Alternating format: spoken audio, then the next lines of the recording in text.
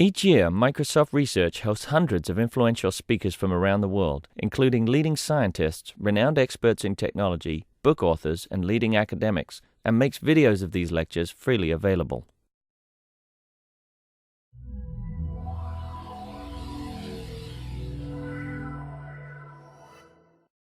It's my pleasure to introduce Emerson Murphy-Hill. He got his PhD from Portland State and then spent 2 years at UBC under Gail Murphy as a postdoc, and just recently started as assistant professor at North Carolina State. So he's visiting us today, and he'll also be around for the rest of the week. So if anybody would like to send him questions via email, people watching over video, or meet with him, they can email me, my alias is Seabird, or Emerson directly. So with that, we'll turn it over to him. Okay, thanks, Chris, and thanks for inviting me. Happy to be here. Thank you for all of you for taking your morning to come and see me talk. So I wanted to talk about why software developers don't use their tools. And I wanted to start by telling you a little story. So this is the PDP-1 computer, and this came out almost exactly 50 years ago. And this is a replica. I think this is from the Computer History Museum in San Jose. And so the computer you see in the back with the monitor is some later computer. And it came out about 50 years ago. Cost about $100,000. It came out with kind of one of what you might consider the first editor. They didn't really have an official name for it, but they called it the colossal typewriter or the very expensive typewriter. And what's interesting to me about this system is that although it's got an editor, and although you could do some programming on it, there wasn't actually a monitor to see what you were programming. Okay, and if you wanted to type something in and then see what you had written, you have to use the printer, and there's a little printer in the back.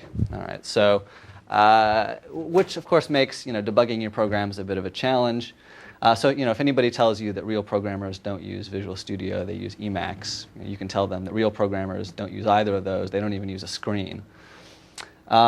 So I bring up this example just because I want to say that 50 years ago, this is maybe gives you kind of an idea of what software development looked like. And it was fairly, you could do your job, but it was fairly primitive. Okay, there's a limited amount of things you could do, a limited amount of tools that were available to you. So contrast that with today. So this is what maybe an average software developer's workstation looks like. We've gone from having all computer and no screen to basically all screen and very little computer. And we have 1,000 different tools at our fingertips. We have bug trackers. We have integrated development environments where we can format our source code with a single key press. We can look at an outline of our code. We can navigate our code. We can find call hierarchies. We can find references. We can change the structure of our code. We can generate new code. There's there's thousands of different tools within Eclipse or Visual Studio or any modern integrated development environment. And so the point of this example is that I'd say life has really changed. Technologically, we have a lot more at our fingertips as software developers. Right? There's a lot more things that we can do. However, if you look at all of the different software features that are available, say, in Eclipse, right, and you look at how many people are actually using, the number's quite small. So most developers use less than 1% of the available commands in Eclipse. And so how we know this is Eclipse makes public its usage data. So if you use Eclipse and you agree to submit your usage data, each time you use a command, Eclipse records it and then puts it on a server in the Eclipse Foundation. So we can go through that data and see which commands people are using and also kind of infer which commands they're not using. Question? Do you know how that compares to the percentage of other software tools like Word or yeah, it's a good. So I don't know anything about other development environments. I know, my guess Visual Studio is keeping track, and I know IntelliJ is keeping track too, but I think that's private. I believe there's public Word data from maybe 10 years ago. Non-programming tools, it's actually quite similar as well. I don't know if it's maybe quite as extreme as this, but take another example outside of programming, like the Apple App Store. Okay, how many pieces of software in the App Store do you use of the 100,000 that are available? Maybe if you use a lot, you use 100, right? So it's pretty small. Yeah. Is it the same 1%? Is it the same 1%? No. There's, for any tool, you'll probably find a good 1 or 2 users. Now, some of them are very esoteric, and very few people know about them. So, for example, in Eclipse, there's a tool called Hippie Complete. Okay, it's like autocomplete. It has a history, and I don't remember what it is exactly, but it comes from a previous editor. And the way Hippie Complete works is it's a brain dead autocomplete. It doesn't know anything about the semantics of your program.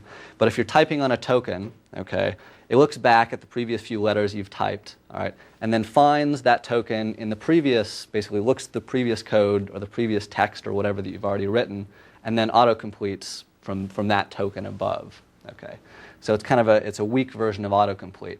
Now, it's actually pretty useful if you're using a programming language or a text file that there's no autocomplete for, and it's a feature that Eclipse offers, but very few people actually use. Right. Other features that are really useful, I'll give you an example soon, are used by a broader population than just 1%. But it's still, if you have such usage data available to you, what I encourage you to do is take a tool that you think everybody should know or that you assume everybody does know, and then look at how many people are actually using it. My guess is you're going to see numbers less than 20%. They did a really big study with Office, right, which led to essentially the ribbon UI, because they found that so many features had accumulated, and that in fact some of the features people wanted to use were too hard to use, and other ones were undiscoverable. Now, I don't know if they've done a follow-up study to sort of understand whether users after the ribbon sort of are aware of more of the commands. But certainly there was a lot of work that went in because fundamentally the file and menu system the traditional file and menu system just grew. And for the number of features it grew, it wasn't scaling. Right. So whether the ribbon scales, I don't know, but it certainly helps you discover things, I think. But I think the anecdote there, and I don't know if it's the case here, I'm curious, is people kept asking them for those very features that had already been in the product for 10 years. Oh, yeah. So they were reaching all constantly the top of the request list for things that we implemented 10 years ago. Like, what are they talking about? And that was one of the big drivers of the change. Right. I don't know if that's the same thing going on here with Eclipse and Visual Studio and so on and so forth.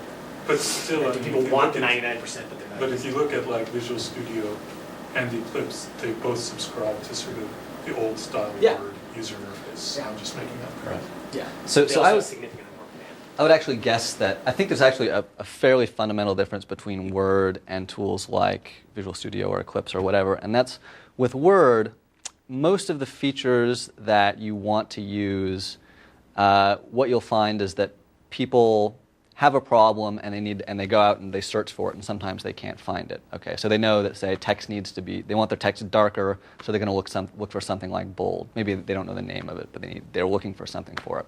All right, with Eclipse, what are the core features you need to do programming? Right, you need a compiler and you need an editor. The rest of it's just kind of fluff, right? The rest of it's just sort of productivity enhancements. Whereas with Word, everything, I think, well, not everything, but a lot of the tools are things that you should have. It's just a matter of finding them. So, contrasting 50 years ago against today, we have more tools, but we're not really using them that much. All right, so let me put it to you this way. So this is what programming looked like 50 years ago, and this is kind of what I think it looks like today. All right, it's basically the same picture, but we have a pretty UI on top of the development environments that we use. Okay. So my research is about helping software developers make use of the tools that we've got. We've spent a lot of time, we've spent a lot of money making really great software development tools, things that can really improve people's productivity, things that can save a lot of time, things that can help connect people together, things that can make software better in general. But if people don't use them, right, those benefits aren't reaped.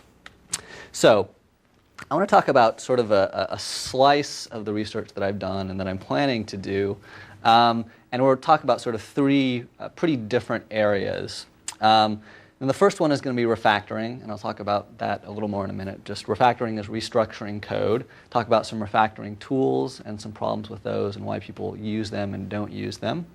Then I'll talk about discovery in general. How do people find out about features in the tools that they use? Okay, if they're using Eclipse, how do they know that there's a refactoring tool in it? If they're using Word, how do they know that there's a compare documents feature in it?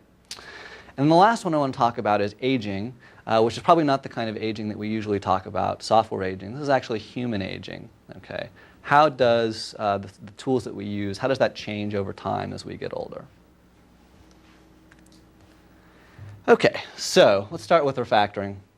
So this is some work that I did when I was in grad school that was my PhD is based on. So we'll just start at the beginning here a little bit. So refactoring has been a hot topic in the last 10 years or so. And refactoring is just changing the structure of code without changing the way that it behaves. So although it's been popular for the last 10 years, of course it's been done forever. Well, it's been done as long as we've had structured software at least. And so there's nothing particularly new about it except that we have a name for it and we've kind of done some categorization of different types of refactoring. So why would we want to change the structure of code without changing the way it behaves, right? We're paid to make software that does something more or that has fewer bugs. Well, refactoring helps enable those different types of changes. So if you need to make an enhancement, changing the structure of code may make it easier to make that enhancement. Or if you need to fix a bug, changing the structure may actually expose the bug in a way that's not obvious in the code that you have now. So, and refactoring is something, like I said, something that's been around for a long time. And in the past, 20 years ago, if you wanted to restructure your code, you would you'd basically do it manually. So if you want to say rename a class, okay, renaming is a typical refactoring that a lot of people do. You want to take a class, you picked a name before that doesn't capture what the class does anymore, or the name wasn't good for some reason. If you wanted to do it in the past, what you'd have to do is you'd have to change the name and then find all the references to that name and update all of the references. All right. And in the last few years, what you've gotten is tools to help you do that, what we're calling refactoring tools. And so refactoring tools are in most big development environments now, Eclipse, NetBeans, Visual Studio, and as plugins to those environments too. And refactoring tools don't do anything amazing other than do what you would normally do by hand. They just automate what you would have to do without the tool. So again, take this rename example. If I have a class and I need to rename it, I can use a tool and I can say, this is the thing I want to rename, this is the new name, and the tool knows the semantics of the program, so it will find all the references and update all of the references. And so basically with refactoring tools, you get two things. One, it's basically guaranteeably correct. Okay, the change that's going to that it will make will not affect the behavior of your program. And they also do it very quickly as well. Even if you're pretty sure that the change you're making isn't going to change semantics, you can do it much faster with a tool. The tool can do it basically at the speed of the compiler. So that's why you might want to use a refactoring tool over refactoring by hand. An important point here is you always have the choice. Okay? Well, if you have a refactoring tool available to you in your development environment, you can do it with the tool or you can do it without the tool. Okay, and I have a little demo here. So this is some refactoring tools in Eclipse. I'm going to change the name of this results variable. Okay, I'm going to change it to result set, and it's going to change all the references, which is nice. I'm going to do one other little refactoring here, which is I'm going to take this hunk of code, and I'm going to put it into a new method. That's what we call extract method. All right, say extract method. All right, it made it into a method here, put a reference to that method, and I can change the name as I did before. Okay, so a little demo about what kind of refactoring is about. And there are small refactorings and big ones. Bigger ones include things like restructuring inheritance hierarchy, moving things up and down, extracting classes, inlining classes, lots of different types of refactoring. So that's refactoring and refactoring tools. So what's the problem here? Well, we do know that developers refactor a lot. Okay, whether or not they recognize it, whether or not they sit down and say, okay, I'm going to refactor right now, it's something that people just do. And so we did, there's been previous work that has, say, taken automated tools and looked through the looked through the version history of large pieces of software and seen where people have changed class names, taken big classes and broken them down into smaller classes. They have observed that refactoring has happened. We also did a study where we manually looked at code changes and found that refactoring happens a lot. Happens daily, hourly, at a high level, again, changing the class structure around. At a low level, just changing statements around a little bit. So developers refactor a lot, but they don't use their tools very much. Okay, they don't use the refactoring tools. And in fact, when we did a study, what we found was that developers only use them about 10% of the time. And so the methodology here is a little complicated, but I think I can summarize it. What we did is we looked through version history, okay, and we did a random sampling of before someone did a commit and after they did a commit, and we compared the two together, and we inferred whether some refactorings happened. So we saw a class that's name has changed, but the content hadn't changed at all. We said, oh, looks like they did a rename refactoring. Okay, we did that for a bunch of different changes. And we also had refactoring tool logs. Okay, the people who actually made these changes, they gave us the history of which refactoring tools they invoked when. All right, so what we were able to do with that is we took when they used tools, okay, and tried to figure out they must have done that between two different commits. All right, and so what we could do is we could see refactoring in code, and we could see when they did it with the tool. Or sometimes we saw a refactoring in code, and there was no history of doing it with a tool. And in that case, we said they didn't do it with a tool. Question? Were you looking only for refactorings that matched a list that could be done automatically by the tools? That's a very good question. So when we looked originally, we didn't constrain ourselves by things that are just available by tools, or even refactorings that have a name. All right, we were just looking at changes, and we thought really hard about it, and we thought, well, is this something that would have changed behavior or not? And I think we found a couple that didn't have names, but for the most part, they were named. And actually, for the most part, there was tool support. So when I talk about 10% of the time they didn't use tools, that was only for the refactorings for which there was tool support. Okay. So is this, again, sort of driven by instrumentation of Eclipse? What was the data collection methodology? So in terms of looking through the repository, there wasn't anything special there. That was outside of Eclipse. That was us looking through the version histories. In terms of instrumentation for which tools they were using, that is inside of Eclipse. Eclipse keeps track of which refactorings you do. And it does that for the purpose of library migration. So if you do some refactorings, you can ship those refactorings along with your code. And so any clients of your code can kind of rerun those refactorings on their code, and they can update it. But we can use that for our study, too. And you have this analysis of the version control system, and you sort of had to match the changes to what happened. That's right. What happened in Eclipse and sort of infer Yes. whether or not the refactoring, the use of the tool actually corresponded to the... Yes. And that was manually done. That was manually done. Yes. And there are some threats there. So for instance, it's possible that we didn't get the full histories. But even if you look at, even if you do a more conservative analysis, the number is still low. The number is only goes up to about 30%.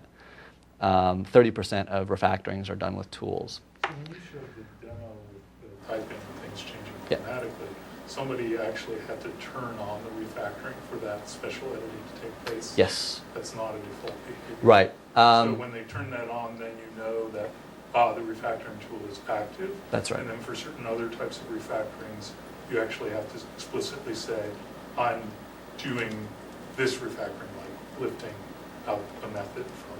Yes. If you use the tools, you always have to say which type of refactoring you're doing. I see. So the reporting is reporting the type of refactoring? Yes, that's right. Okay. So developers are only using the refactoring tools about 10% of the time. And we did a couple of different case studies. And actually that number was quite stable. We were surprised by that. And I think there's a bunch of possible reasons why people don't use their refactoring tools. But I'm going to give you one. And one of them is that the refactoring tools have poor usability. Okay, the refactoring tools are have some problems with the user interfaces. So I'm going to give you an example here. This example says, occasionally when you do a refactoring, you try to use a tool. The tool will refuse to do it. It'll pop up an error message. For instance, this one says, ambiguous return value, selected block contains more than one assignment to local variable. So maybe you're smarter than I am, but when I first saw that, it didn't really make a lot of sense. After careful study, it is correct. It's actually quite accurate, but at its face, it's kind of hard to figure out what's going on. And so we did a formative study where we had people do some refactoring, and occasionally they got these error messages, and we asked them to either explain what was going on, tell me what this error message means. And a lot of the time what they did was they got most of it. They got, say, 75% of understanding what the error message meant, but the other 25% there was something slightly off. Or more commonly, people just don't pay any attention to the error messages at all. They say, yeah, okay, whatever, I get that. Okay, so I'm going to talk about a solution to the error message problem, and then I'll talk about some other usability solutions too. So what we did here was we took the error messages and we replaced them with a graphical representation. Okay, so what you see on top is the graphical representation of the same error message you saw before. So if you select this piece of code with these pink dots, okay, and you try to extract it into a new method, put it into a new method below, you can't do it because there are these two variables that are being assigned to, right? And if you try to assign to them, you can only return one or the other, okay, not both. And there are technical solutions to this, but basically, this is what the previous error message was trying to tell you, just in a graphical form. All right. So we did this. We built an implementation for Eclipse, and we also built some prototypes. So it turns out if you look at the error messages that refactoring tools throw in Eclipse, there's a lot of them. There's actually more than I expected. There's about 600 different error messages that you could get from the Eclipse refactoring tools. That was just one example. So I didn't have the time to re-implement all 600 in a graphical form. But what I did instead is I took all 600, broke them down into a taxonomy, so similar ones are grouped together. Some of them talk about data flow, some of them can talk about control flow, some of them talk about clashes between names. And I took those, broke them down, and then made some sort of prototype UIs for what a graphical representation of that error message might look like, sort of a more expressive representation. So, and based on those, we kind of came up with some principles for what we think a better display of these refactoring error messages look like. And so, for instance, the error representation, no matter what it is, should help me estimate the amount of work that's required to fix the problem. Okay, so for example, we saw that last error message that said more than one assignment to local variable. Okay, how many? Right? It matters how many because the more there are, the harder it is for me to fix the problem. Another guideline is the errors should be distinguishable. Okay, and what we saw with the formative study was that people saw one error message, okay, and they read it, they were pretty diligent about it, and then they saw another, and they didn't even look at it because they assumed it was the same as the first one. Okay, the fact that they were both kind of in these gray text boxes, they both had a sentence worth of text, they didn't even bother to look at the second one. So our guideline here is that you should be able to distinguish sort of at a glance the differences between different error messages. And these guidelines aren't particularly new. These guidelines you can get from sort of any standard usability text. But they are sort of specialized just for this context. These are the ones that we think are particularly important for these type of error messages. And we also think actually they're probably generalizable to other types of error messages that you might get in your development environment. So we did a study on this, okay, where we pitted the graphical version versus the textual version. We had people do kind of some simulated refactoring. We showed them the error messages, or we showed them the graphical version. We asked them to explain what the problem was, point out what the problem points are in the code, and tell us which kind of one they liked more. So kind of a standard usability test. So using the graphical version, people were faster. They were about 3 times faster understanding what the problem was. They were more accurate. Depending on how you measure accuracy, they were somewhere between about 2 and 10 times more accurate using the graphical version. And they also enjoyed using the graphical version more. We actually did 2 different versions of the study. One where we gave them training with both of the, we essentially told them what this meant, and we told them what this meant, and then we did the experiment. And we did another where we didn't tell them what either of them meant, all right? And the results were consistent there as well. Okay, so that's kind of an improvement to the error messages that you get with refactoring tools. We did some work in some other areas with refactoring too. So on the left, this is a tool that's what they call a smell detector. So a smell detector is a tool that finds and identifies smells. And a code smell is something that's in your code that indicates that a refactoring might be necessary. Okay, so it's kind of you might call it a design defect, and they use the word smell because it's something that might possibly be wrong with your code, but you have to take a look at it first. Like there's something that smells in your refrigerator. You know, there's probably something wrong, but maybe it's just some delicious cheese or something. And so what we did is we looked at the existing smell detectors that were out there, which either take the form of this visualization that you run through your whole code set, and you get this visualization and you pick through it, or you get the standard underlining that you get in code with compiler warnings or compiler errors. And we kind of combine these two together into this ambient notification thing, which always stays in the same place as you're moving around in the code. It's always behind the code. And it's not intended to be in your face, but it's sort of intended to be kind of a heads-up display to give you some information about the code smells. And if you want more information, you can kind of click on these individual petals, and it'll give you a deeper explanation of what's going on there. So it's kind of a different way to display static analysis results. We did some experiments there too, which were good. And then another problem that we tackled with refactoring tools is, so as Ben brought up, one problem with refactoring, or one thing about refactoring tools is you always have to know which refactoring you want to do before you do it. Okay, so things like rename, people are pretty good at. I'm about to rename a class, they recognize that. But there's a lot of other refactorings that maybe aren't so obvious. So for instance, what does introduce indirection mean?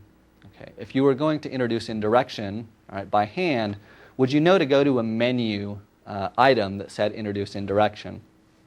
And our feeling was no, the names aren't actually particularly good indicators of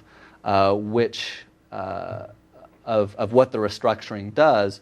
So what we did instead is, rather than having people rely on the names, we used gestures instead. We had kind of this model of where refactoring should appear in a gesture. So what's kind of nice about refactoring is they're somewhat structural. So things like pushing methods up and down, pushing fields up and down, naturally kind of belongs in an up and down position. Okay, so if you want to invoke the refactoring, we implemented this with pie menus. So rather than going to the menu and saying, or going to your context menu and saying pull up, you can just kind of gesture in the up direction. Or if you don't know which direction it is, you can invoke the pie menu. So you can use your mouse, or you can do a hotkey scheme with that too. Another nice thing about why refactorings lend themselves well to sort of this directional scheme is that a lot of times refactorings are opposite. So things like extract method and inline method, those kind of naturally lend themselves to being in opposite directions. And so we leverage that to put refactorings on these pie menus. And haven't done a field study with that yet, but what we did do is we showed that people can intuitively, if we show them where these items appear on the menu, they can kind of form a mental model of where they should appear and can recreate that. And what's even cooler is if you show some examples and you ask them to do a refactoring that you've never showed them before, okay, but naturally fits with the model, they can actually guess pretty well which direction they should gesture to invoke that refactoring, right? Which suggests that they don't actually need to know the name of the refactoring to use it. And one other piece of work. So this is with tools, but I'm also interested in not only how developers use the tools that they use, but also I'm interested in the language features that they use too. So for instance, this is a study that I did with Chris Parnan and Chris Bird, where we were looking at Java generics. Okay, and we wanted to sort of evaluate some of the claims about Java generics because there hasn't really been many empirical studies on it, and certainly no large-scale empirical studies. So one of the claims about generics, so generics are things like if you have a collection, you want to type that collection, you want to say what the items are in that collection. So if you have a list, maybe you want to say it's a list of strings. One claim with that is that if you use generics, then you can reduce the number of casts you have in your program. Casts allow you to force the type system to recognize that when you say get something out of a collection, it is of this specific type, and you have to use a cast to do that. And so there's always been this claim that generics should help reduce casts. So we evaluated that, and it turns out it works. That's true sometimes, but a lot of the times it's not. So in this graph, what we have is the number of casts in a program normalized for program length. Okay, so you see it's relatively there's some initial turmoil, and then it's kind of more or less flat. And then the blue line is the number of generics essentially. Okay, and we see that generics were actually introduced in 2004, and so we see a little bit of generic use from then on, and some increasing use. And as people are using generics more and more, we don't actually see a big change in the number of casts in a program. And there didn't seem to be a strong correlation between the two. So this is interesting too because it tells us something about how people are actually are adopting the language features that they're adopting, when they're doing it, and whether the ideas that we have about how people should be using language features are really panning out. Okay, so I want to return back to refactoring a little bit. So here's our development environment. Here's Eclipse. So suppose that we've got these great refactoring tools. My research has this huge impact. Eclipse totally changes the way that refactoring tools are made. Or Microsoft now goes out and changes all of its refactoring tools. Okay, they're all totally usable. They're great. So now, are people going to use the refactoring tools that we've given them? Are we going to see this big uptick? Well, I think we'll see some, but are they going to find the refactoring item on the menu? And are they going to click on it? My guess is no, because the way that if you don't use refactoring tools, the way that you see your development environment is like this. You don't even really recognize that there is a refactoring menu. You kind of just skip over it, right? And this isn't a bad thing, right? This is how we deal with complex environments like this. Is we don't have to understand everything about it. We skip over the things that we don't understand, and sometimes we come back, and try to figure out what they are. But a lot of the times we just blank them out. And so for me, there's a lot of things in Eclipse that I don't know what it does and don't register for me, and all of those kind of appear as I just skip over, all right, when I'm using my development environment. And so all of these are kind of unused. And so no matter how good the usability is of these particular features in my development environment, if I don't really recognize them, I don't even try them, okay, I won't use them. So I'll give you one other example of this. So this is the open resource tool in Eclipse. You may not have used it, but you've almost certainly used a tool just like it. So the way open resource works is if you use the open resource command, it'll bring up a dialog box that look like this. You can start typing something, and the characters that you type will match the different files that Eclipse knows about. And it also works with camel case, which is kind of neat. And so it's a really good tool. It's pretty usable. It could be a little better, but it's quite good. And if you look online, what people are saying about it, they really like it. So it's number 1 on the list of the 10 navigation shortcuts every programmer should know. It's one of the most useful tools in Eclipse. It's a command that I use religiously, and it's the biggest time saver I've stumbled upon. So this is a tool that a lot of people really like, all right, in Eclipse. But if you look at who's using it and who's not, if you say take 1 month, I took May 2009. Only about 12% of people who use Eclipse actually use open resource. So even though the tool is really fantastic, it's really great, it's actually independent of whatever programming environment whatever programming language you use. It'll work for anything where you're using resources. A lot of people still don't use it. Okay, and it may be because they don't know about it. So what I wanted to know about this is, what you really want to know is why aren't people using those tools? Why didn't they find out about a tool? And that's a hard question to answer. And so what I did instead is, well, if we can't figure out what's not working, let's figure out what is working. Okay, let's find out about how people really do discover tools, right?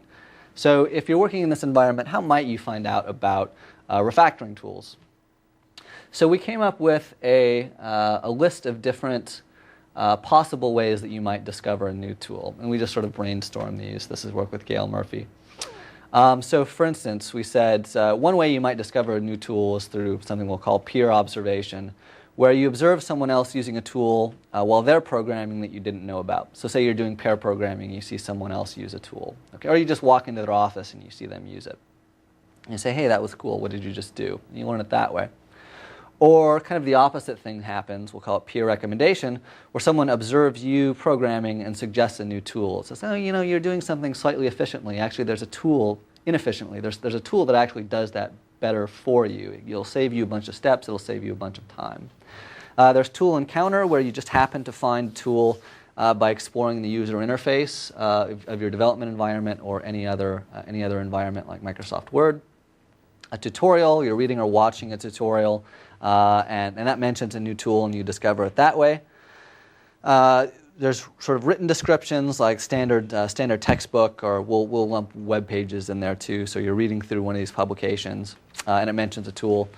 You could also discover a tool through Twitter or RSS feeds. Occasionally you'll see tweets where someone says, if you're in Eclipse and you press Alt-Shift-T, it does this cool thing, of course in 140 characters or less, which is kind of tough. But it is one way that you could discover. We have seen people at least broadcasting that they've discovered new tools. And then the last one we thought of is discussion thread, where you learn about a new tool after reading it on a list of comments or a forum or an email discussion. And what we're really interested in here is examples of where someone discovers a new tool where they didn't know they had a problem, okay? Where it's not that they're going out to find a solution, okay? It's not that they're going to search Google, or not that they're going to go ask a friend. It's that they find something that they didn't know about in the past.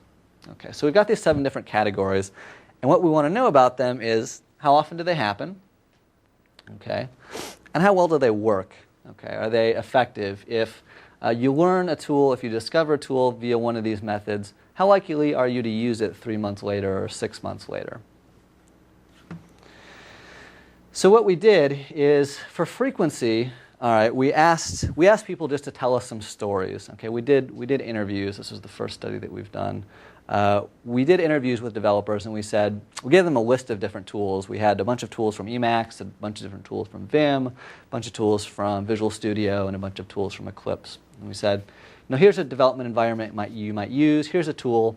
Tell me how you discovered that tool. How did you find out about it in the first place? And people told us stories. And what we assumed was the more frequent they told the story, all right, the more frequent the type, the more likely that type happened. So for instance, if everybody told us that they discovered that tool from Twitter, we would say that Twitter is a frequent mechanism for discovering new tools.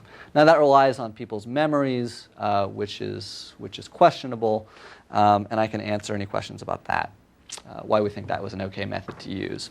So that's how we figured out frequency, and I'll give you the results in a second. And effectiveness, we asked people to self-rate effectiveness. So we said, here are 7 different categories of ways that you could learn about a new tool. Tell me what you think the most effective way is. What's the best way that works for you in terms of using the tool again later in the future? All right. And so here's what the results look like. Each of these boxes represents a single person's response. And And so what you find is that tool encounter, the one at the top, that's what people mentioned as the most common way they discovered a new tool. Okay, they were poking through the user interface. They said, oh, there's a refactoring menu. I wonder what this does, and they try it. And previous results actually predict that. That's not a big surprise. It turns out that that is the most frequent way that people discover new tools. What previous results don't tell us is whether it's really effective or not. And the answer to that, according to the people we interviewed, was actually no.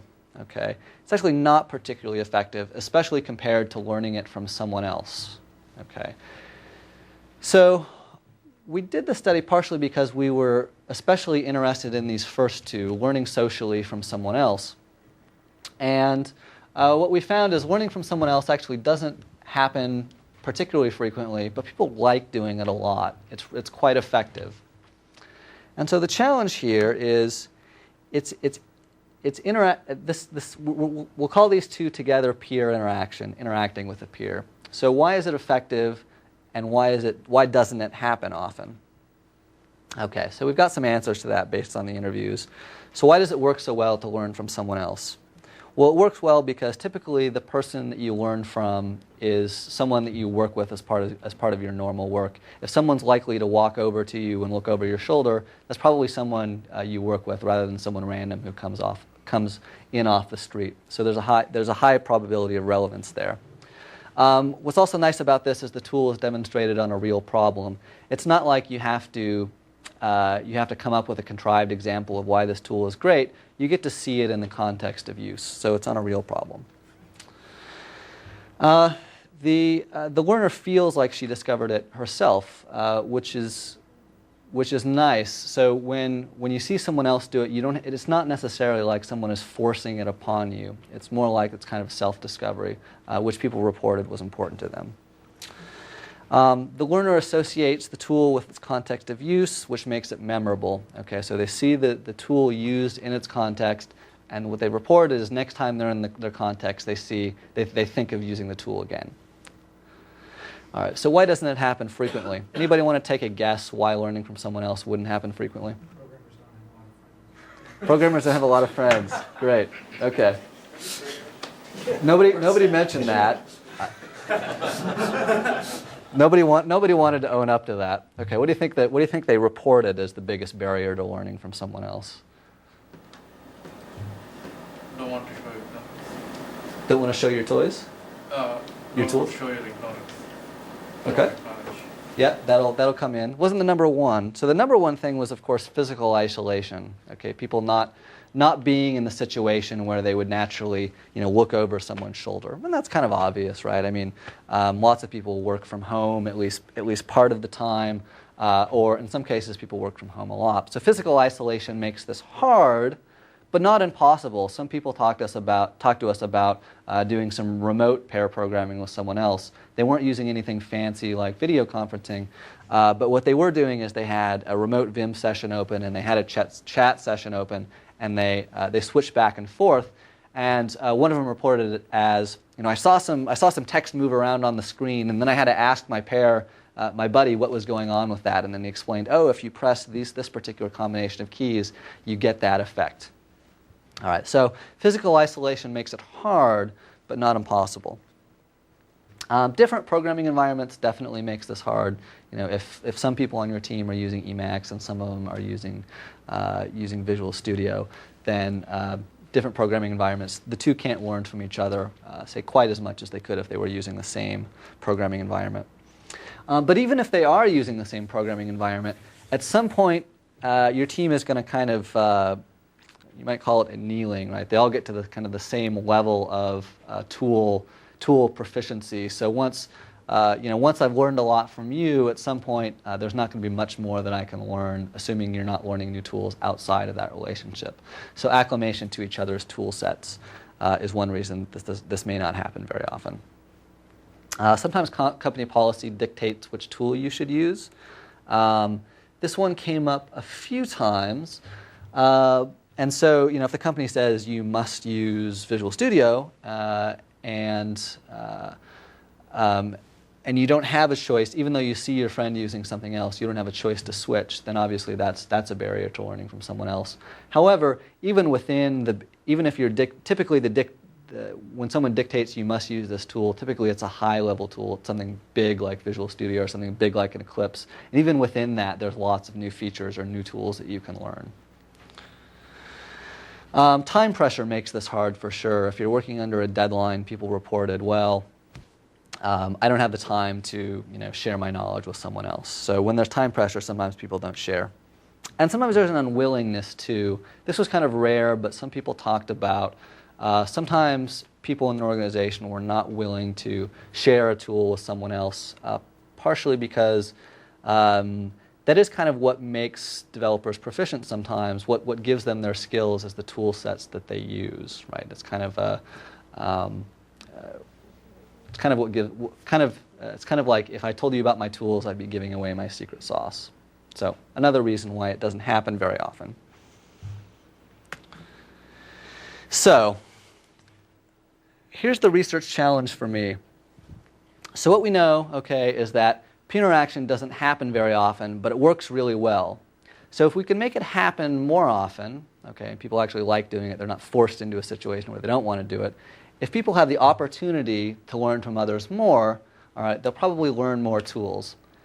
So how can we sort of tackle the number one problem, people working in different places? How are people who work remotely and, say, asynchronously, working on different parts of the globe at different times, how can they learn from each other? Okay. So I'll give you a proposal. All right. So one way we can have developers learn from each other if they're working asynchronously is that for each developer, and we'll just keep this, say, into one team. We won't talk about the global ecosystem of developers. For one developer, we'll keep track of what tool she's using. Okay. So each time you use a tool, make a note.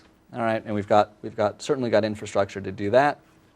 And also keep a full movie or a full screencast of the developer's history from beginning to end. Okay. Just a full screencast, all right? So anytime you want to, you can go back in time and you can see what you were doing last week, or you can see what you're doing last month. Okay, so a lot of you are probably thinking, okay, there's privacy issues here. I'm not going to let anybody else see this sort of thing. We could talk about that. But what we can do with this data is we can look at the tool histories, okay, and we can compare them between, say, all developers on your team. All right. And by doing the comparison, we can use something like, say, collaborative filtering to make recommendations about tools. Okay, we can say that there's one tool that I don't use that everybody else on my team knows about. Okay, and maybe I should know about that too. Now we've actually built, Gail Murphy has built a tool with a master's student where they actually did make recommendations like this. All right, and one difficulty of these sorts of just making recommendations to saying, everybody else uses this but you don't, is people don't take very well to those sort of recommendations. We get to the Clippy problem, right?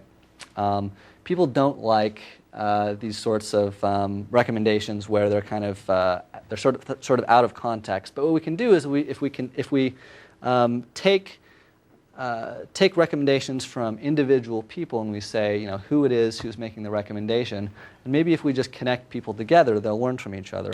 So what we could do is we could say, call one guy Rob and the other Tim. We could say, Rob, your coworker Tim uses open resource. Would you like to see an example of him using it yesterday? Okay, and again, privacy issues, there'll have to be some mediation going on here. But what you can do is you can go through Tim's history. You can go back in time to the last time he used it or one time before that. You can take out a little screencast, ship it off to the network, and then Rob can learn from what he did. Okay, it's not synchronous because this person did it in the past, and doesn't require any extra effort because the example is already there.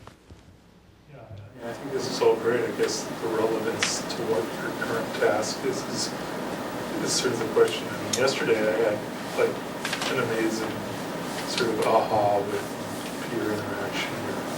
I'm working on some code base by Dev in Visual Studio, and I wrote a really long email saying, I have this problem, and here's the way I think I'm going to go solving it. He said, oh, do you have time for a chat? And so, he called me up, and then he said, will you share, your screen so I can see, visually what's happening in the app that's confusing you? So like the communicator I just shared my app, and then he said, okay, I understand now what you meant in that long email. And then he says, okay, can I see the source code now? And then he browsed around. He said, well, this other thing that I did is similar to what you want to do.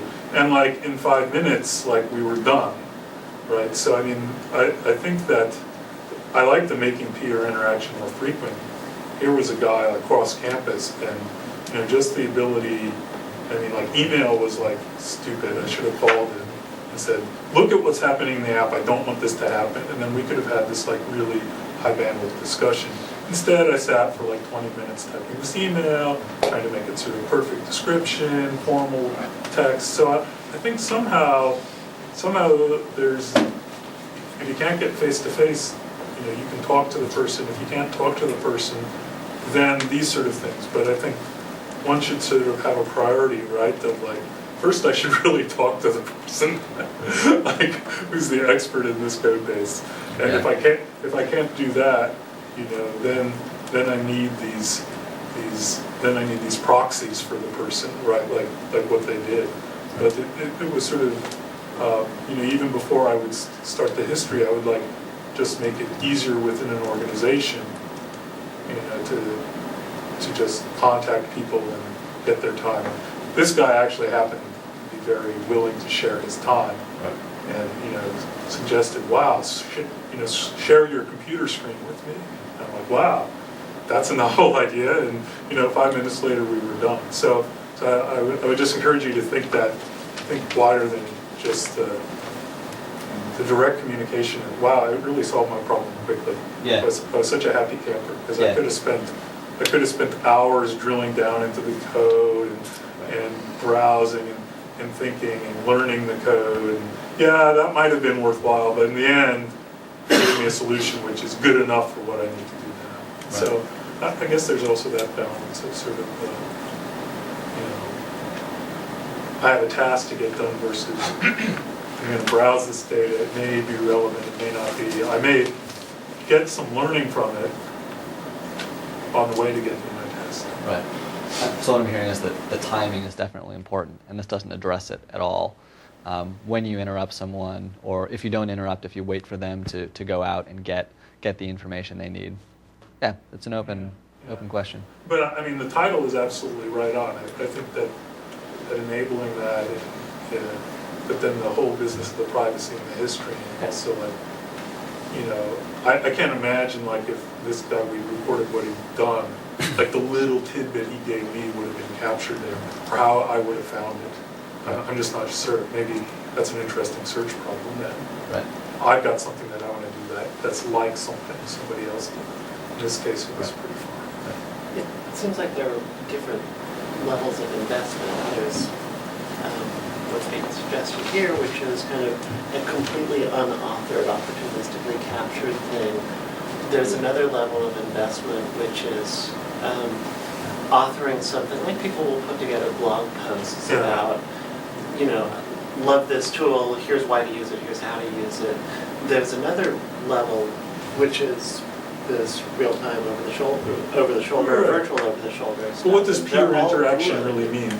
Like if it's mediated via a blog, so I was taking peer interaction more literally as people interacting directly, Right. Well, all of these via things are good. not via an artifact. I don't think, you're going to nail one and the other two will go Oh, no, away. I'm not suggesting that at all. I'm just saying that the sort of things here are not are a proxy for peer interaction. They aren't peer interaction. Right. Yes, absolutely. Okay, thanks. Good points. So, so in this first situation I'm talking about, we're saying, there's something you don't know, maybe you should find out about it. Okay, and that may or may not work. People may not want to go out and sort of admit their ignorance of something. But you could do it. You could flip it around too. Is you could say to the other guy, you could say, Rob, your coworker, or Tim, your coworker Rob doesn't seem to know about open resource. Would you like to share an example of him using with it? So the example that you just brought up of, say, putting it on your blog, for example, that might be kind of an indirect way to do it. Or you could just kind of take that snippet of your history, and putting it, say, on Facebook, for instance. That might help too. Yep. We had a meme going around a couple weeks ago, and I was wondering if you thought about this, which is, I guess I would call it peer competition.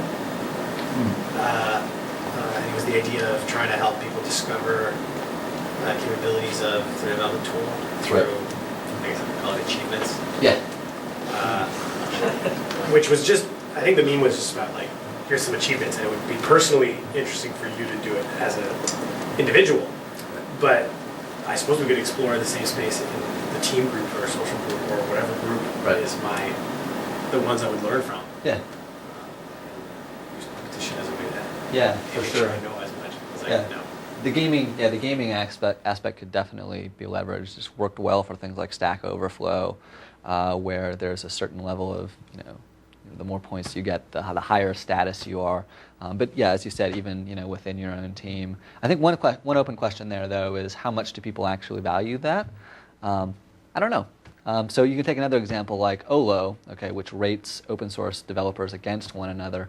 That one I'm not sure that people actually take seriously or not. So what's the difference between something like Stack Overflow, which I would guess people take more seriously than they took Overflow. So I think using what we've learned about games in the past in the development context is definitely promising for sure.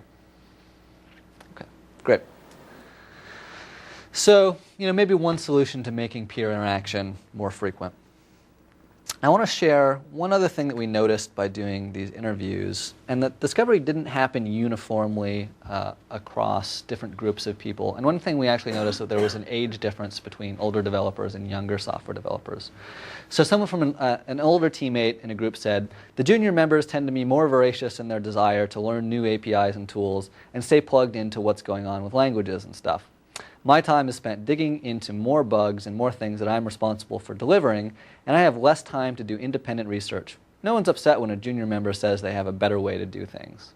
All right. And we kind of saw the same effect from the younger side too. So a younger teammate said, there's a fair amount of bias towards me teaching other engineers something.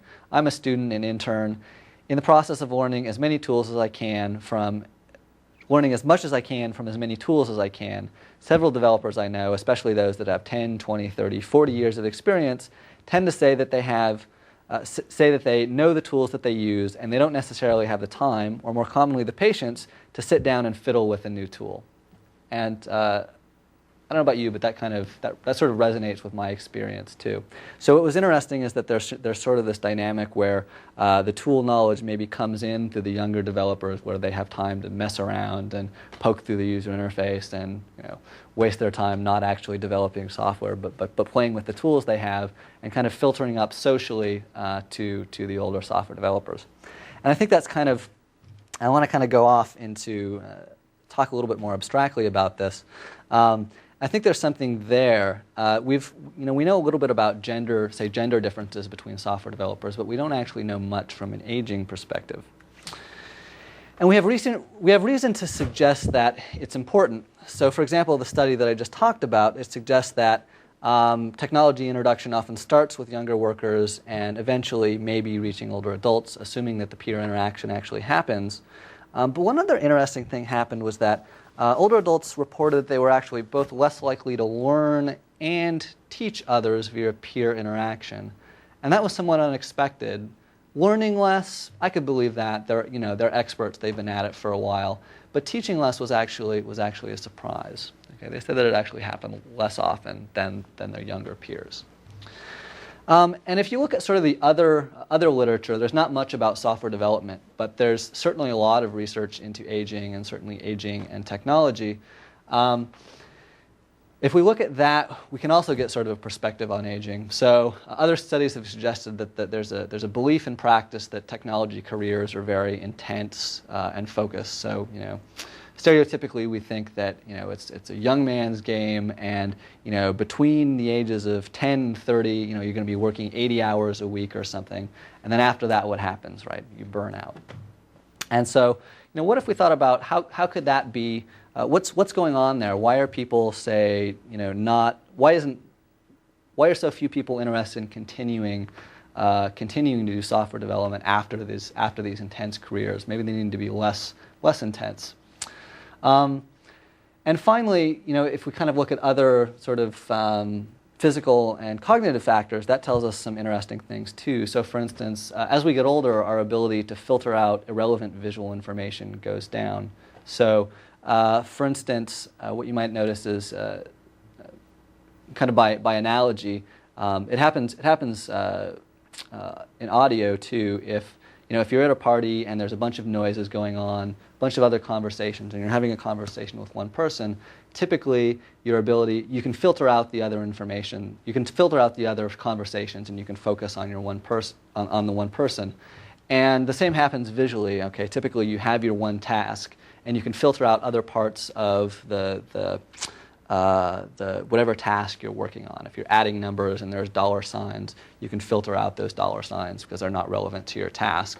But as it turns out, as you get older, your ability to filter out the visual information not relevant to your task goes down. Okay, and I think this is interesting because development environments are really, really complicated, and we talked about filtering, how it's important to be able to filter out features in your development environment so that you can kind of deal with it effectively. Maybe because of this factor, our ability to deal with the complexity of our development environments goes down as well. Just kind of some speculation. That's one of my favorite Eclipse features is double-click the tab, full screen. Yeah. I missed that. Yeah, that's a good one for sure. Thanks. There we go. Good interaction. So kind of this is a little more far-reaching. I don't have much research to show on this, but I think we don't have a very good understanding of the opportunities and challenges faced by older adults in software development. And I think we have a lot to learn there. So I wanted to leave you with just this one last slide, kind of summarizing what we've talked about. So with refactoring, there are kind of still some open questions here. So how does increased usability of tools translate to increased use?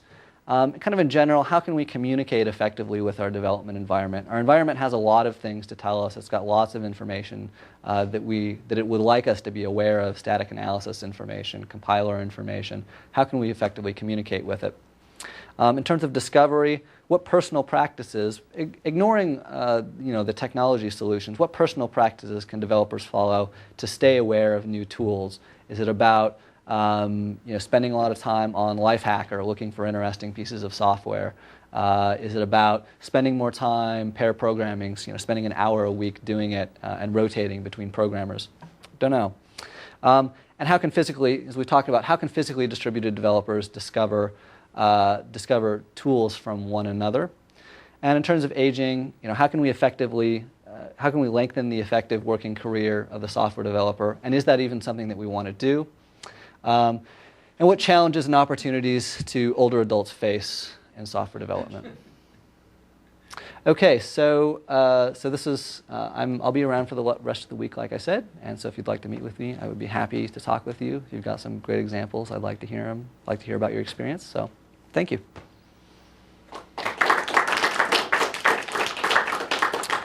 Questions?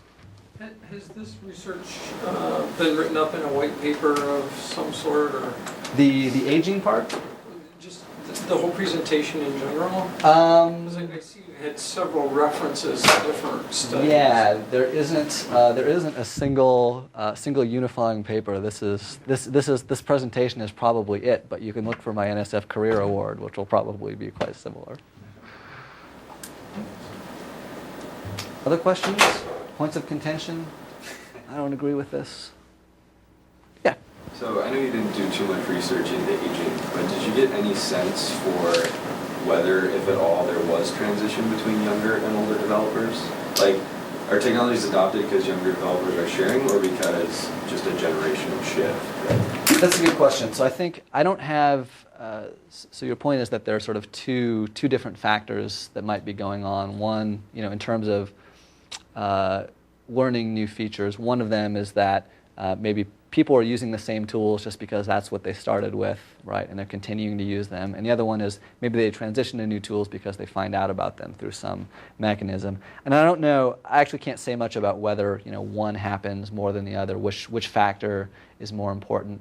But there's definitely in addition to your ability to be in the situation where you're going to learn something from someone else, there's also kind of your willingness your willingness to learn something from someone else, and sort of the one of our interview respondents kind of called it developer inertia, where you've got what you have and it works pretty well. So why should you transition to some tool that may or may not save you a few seconds?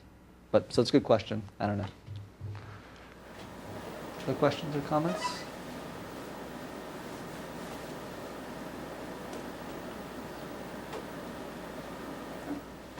Okay. Thank you all for coming.